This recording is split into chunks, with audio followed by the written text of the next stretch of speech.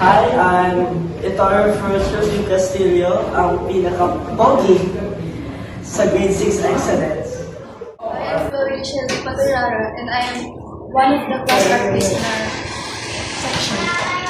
Hello po, I'm Cara Micaela and Pangan, your leader lover ng Grade 6 Excellence. I am Shaz. I'm Kristen Angela Pasco. Ako po Vice President po sa aming klase. Hi, I'm Rafaela Cunit Fermento. I'm yung lover girl ng Grade 6 Excellence. I am Liam Andre Mensola, Albert Einstein of Grade 6. Hi, I'm Isabel Christy Flores, ang pinaka-tahimik sa Grade 6 Excellence. My name is Leon Gabriel Alcanel, and I am the funny guy of Grade 6 Excellence. At si Shana and Pilarca. Ako yung secretary ng Grade 6 class. Well, my name is Camille Brian D. Saberola. I'm the most handsome in the Grade 6. I'm si Ana Marie Selasco, ang pinaka-OA ng SRA. I am Aldric Nicolay and Faustino. Hi po, I'm Shiny Thea Flores, yung pinakamagandang estudyante sa buong SRA. Miss Lance Alvin B. Comendador, an athletic person in Grade 6 Excellence. Miss Lance.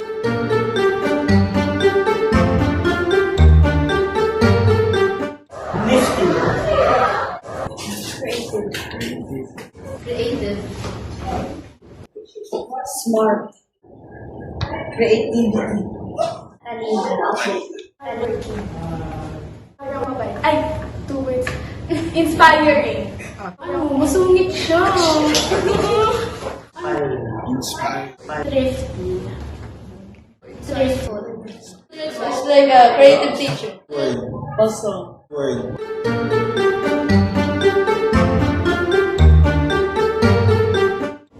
Si Batman. Kasi sobrang malakas si Mitchell Mildred at kaya niyang gawin kahit ano.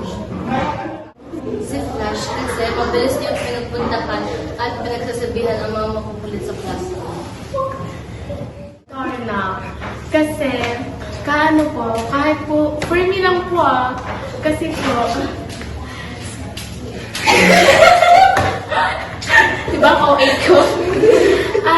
Kasi po, tinuturuan niya pa rin po kami. Kahit po, makulit na po kami.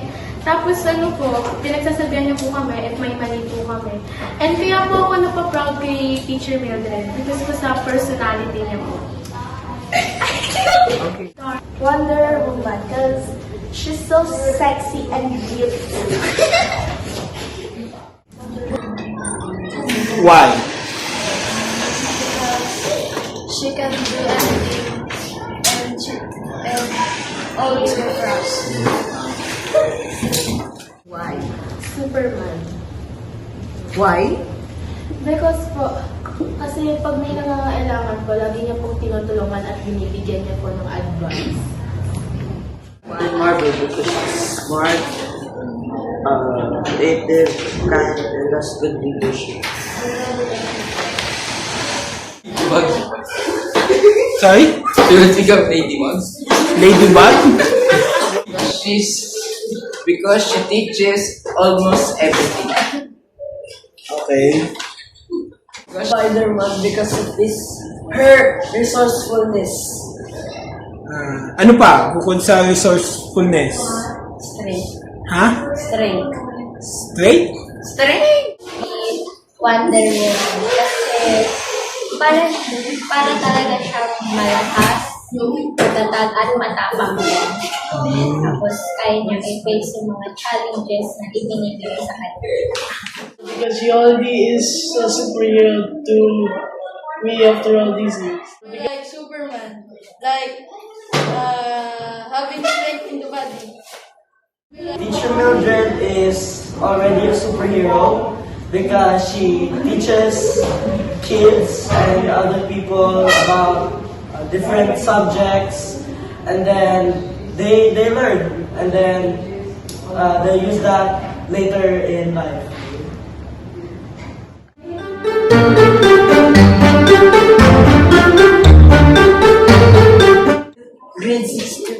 that we are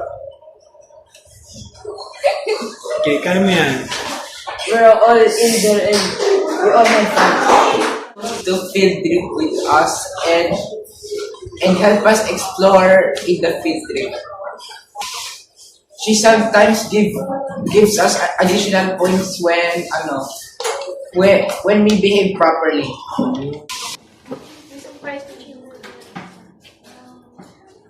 Teacher's Day as a field trip.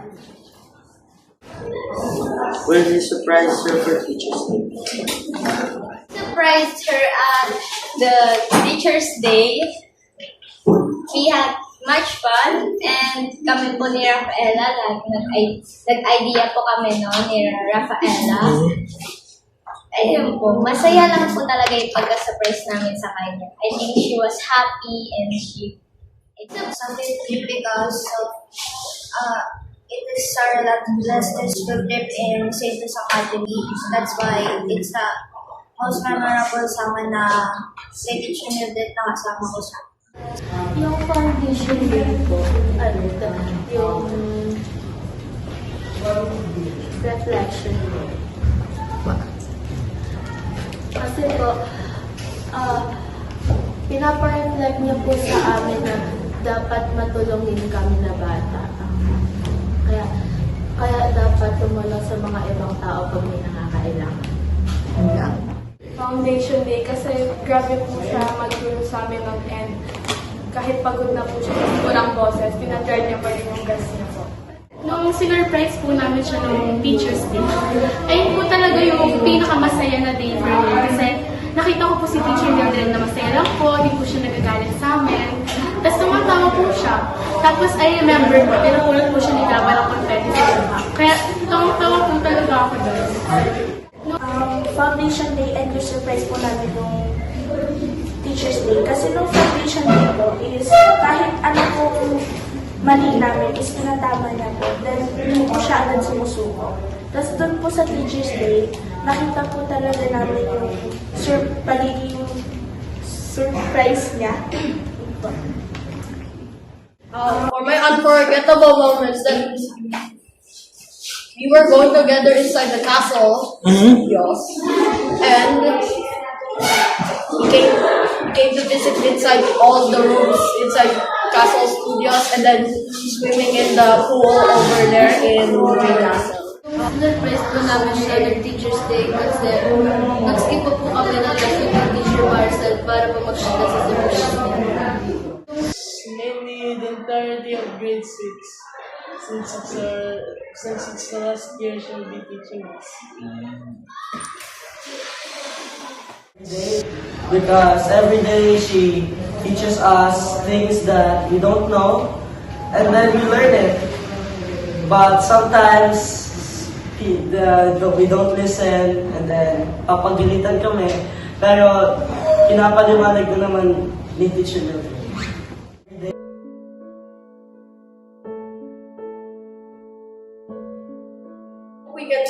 We can meet again if I still have time, if I have the time to visit back here after class. And then we could see somewhere else, like a province, like San Pablo or Laguna. We can ask graduate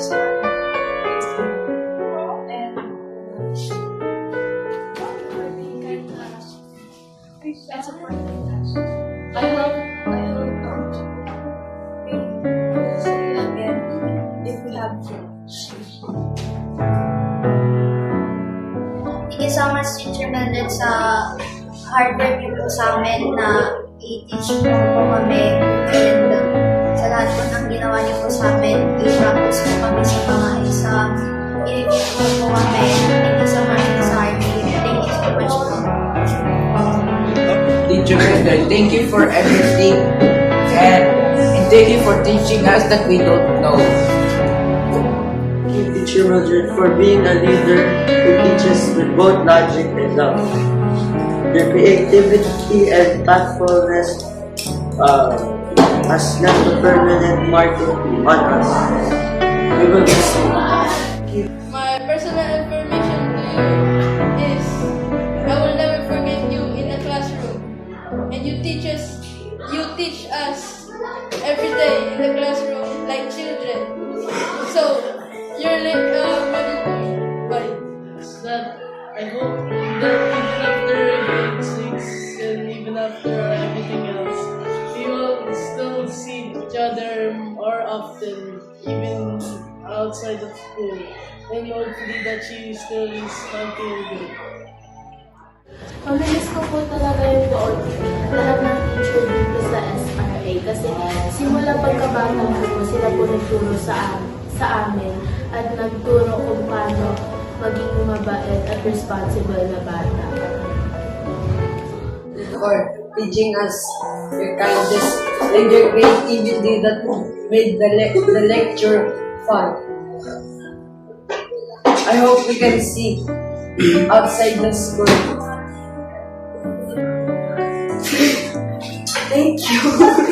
Then, thank you for always supporting us sa lahat ng ginagawa namin. Then, thank you dahil nadyan ka po palagi sa tabi namin para tulungan po kami sa mga lahat ng gagawin. Then, Teacher Miller for teaching us and for not giving up on us kahit makukulit kami at pilingan. At pag di namin naiintindihan yung lesson, yung turuan mo pa rin po kami hanggang Thank you po kasi kahit kumakulit kami, nandiyan ka po para po gabayan kami, gusto turuan po kami. Ano po, kahit makulit po kami, you're always there para i-help po. And thank you po dahil po minamahal niyo po kami always at pinuri niyo po kami na tunay na anak. Yun lang po. Teacher Mildred, Mamimiss po kita sobra and mamimiss ko po yung pagtuturo niyo and kahit minsan po lang kung galit po kayo sa akin or like lagi niyo po kami pinagsasabihan kasi sobrang tulong po namin. Mamimiss ko po yun and thank you po sa lahat. Mother po, sa Teacher Mildred, this is it po.